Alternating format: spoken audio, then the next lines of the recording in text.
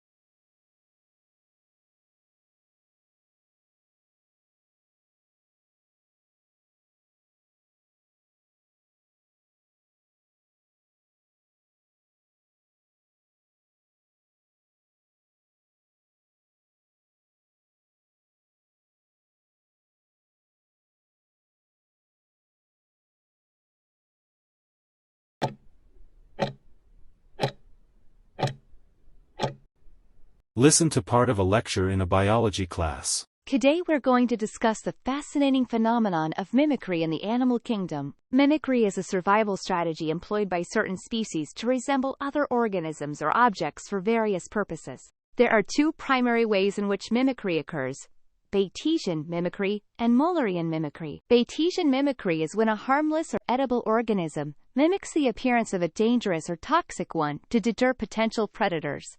A classic example of Bayesian mimicry is the viceroy butterfly, which has a similar coloration to the toxic monarch butterfly. By imitating the warning signs of the monarch, the viceroy can avoid predation.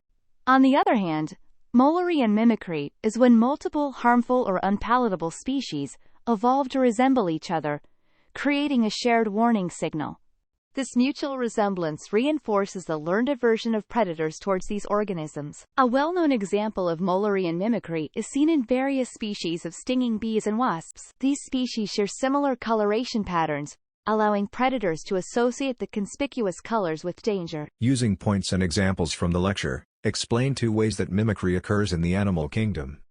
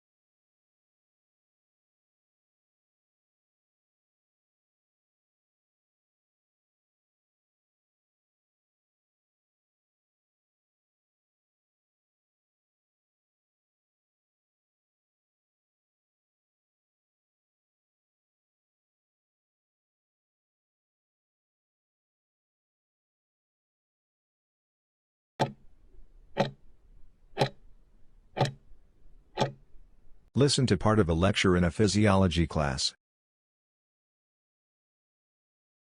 Physiological adaptations are changes in an organism's body that help it survive and thrive in its environment. Let me give you 2 examples of how animals have adapted to their surroundings.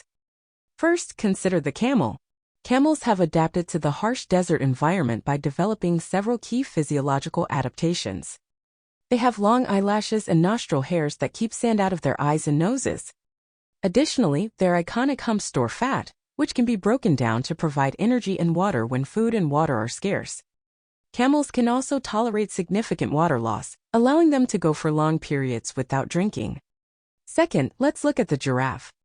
Giraffes have adapted to their environment by developing long necks and legs. These adaptations enable them to reach leaves and buds that other animals cannot, giving them access to a food source that is largely uncontested. Furthermore, their tongues are long and prehensile, allowing them to strip leaves from branches with precision. Giraffes also have a unique circulatory adaptation, tight skin around their legs that acts like compression stockings, helping to prevent blood from pooling in their extremities and ensuring adequate blood flow to their brains. Using points and examples from the lecture, explain 2 ways that physiological adaptations help animals survive in their environments.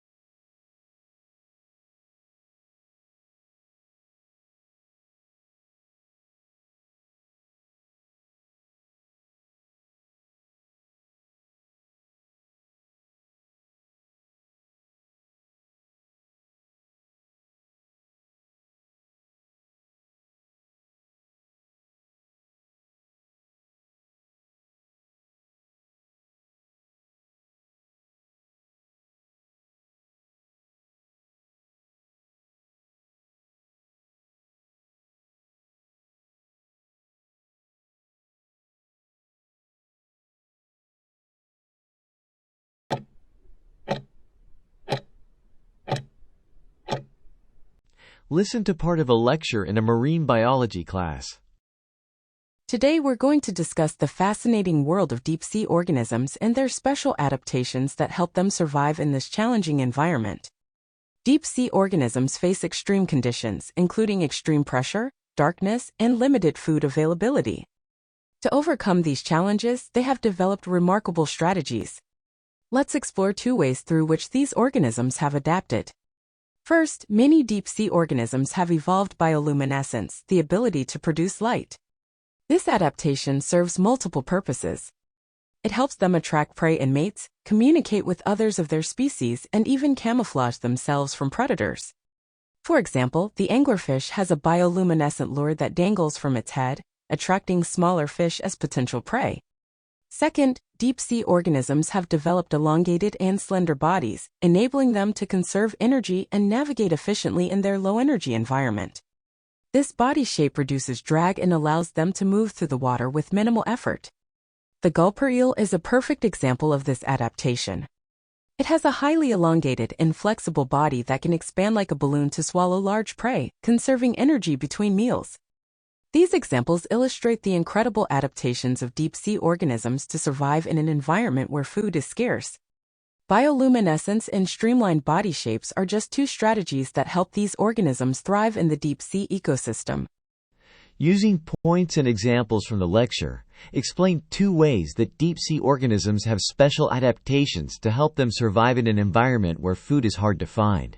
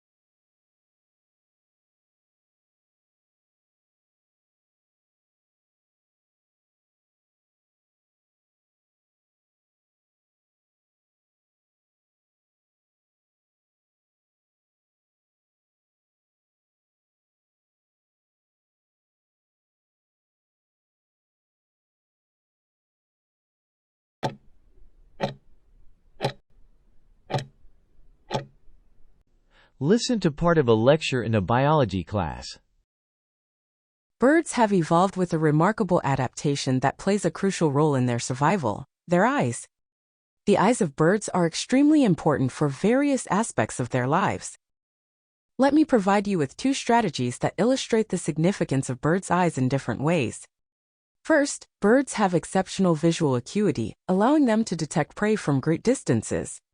For example, the peregrine falcon possesses incredible eyesight, enabling it to spot small prey, such as birds or rodents, while soaring in the sky. This acute vision gives the falcon a distinct advantage in hunting and survival. Second, some bird species rely on color vision to identify potential mates or establish territories. Take the splendid sunbird, for instance. It has vibrant plumage and its eyes are specifically adapted to perceive a wide range of colors. Male splendid sunbirds display their colorful feathers during courtship displays, attracting females with their visual spectacle. The ability to accurately perceive colors is crucial for mate selection and reproductive success in these birds.